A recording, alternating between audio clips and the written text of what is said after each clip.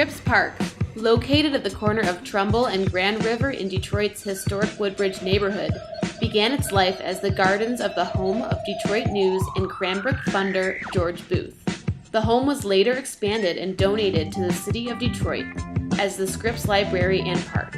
Since then, the library and home were demolished, later replaced by a new library and an expanded park. So what's the problem? This park does not currently function as a park. People go there to wait for the bus for the church to open, but no one really goes to the park just for the sake of going to the park. The Woodbridge Neighborhood Development Corporation, along with Forward Arts and Access Arts, are teaming up to put life back into the park. Art of all forms really have played a major part in the Detroit area, both to our community and to the outside world. When you think of Motown, you think of techno music and hip hop. And art is not going to save Scripps Park, and it's not going to save Detroit, but it can play a major part in that. Okay, so how do you plan on getting the community involved?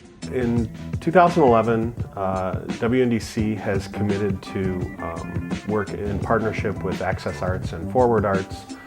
We have committed to doing 2 public art installations in Scripps Park that will be coupled with workshops.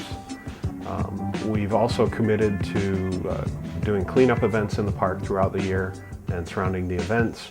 And we have 2 other events that we're going to hold in the park. My name is Lou Casanelli. I'm the director of Access Arts.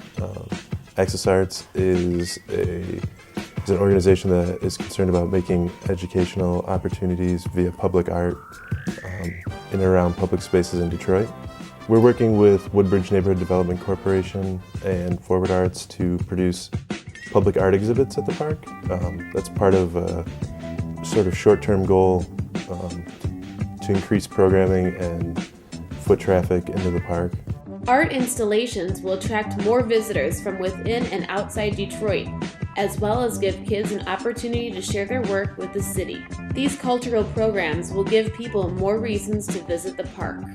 So we'll be doing 1 exhibition in May and 1 exhibition in August, and they'll be up for a month each.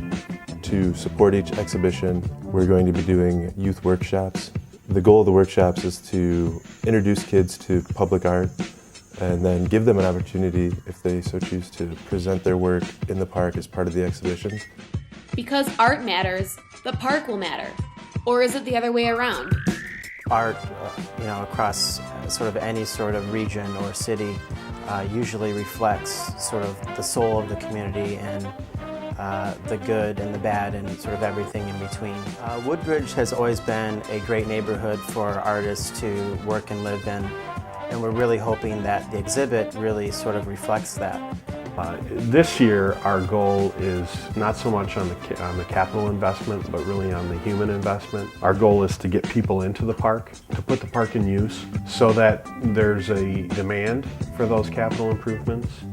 WNDC is working to build partnerships with the Detroit Public Library and the City of Detroit to make sure that we are keeping the park clean throughout the year.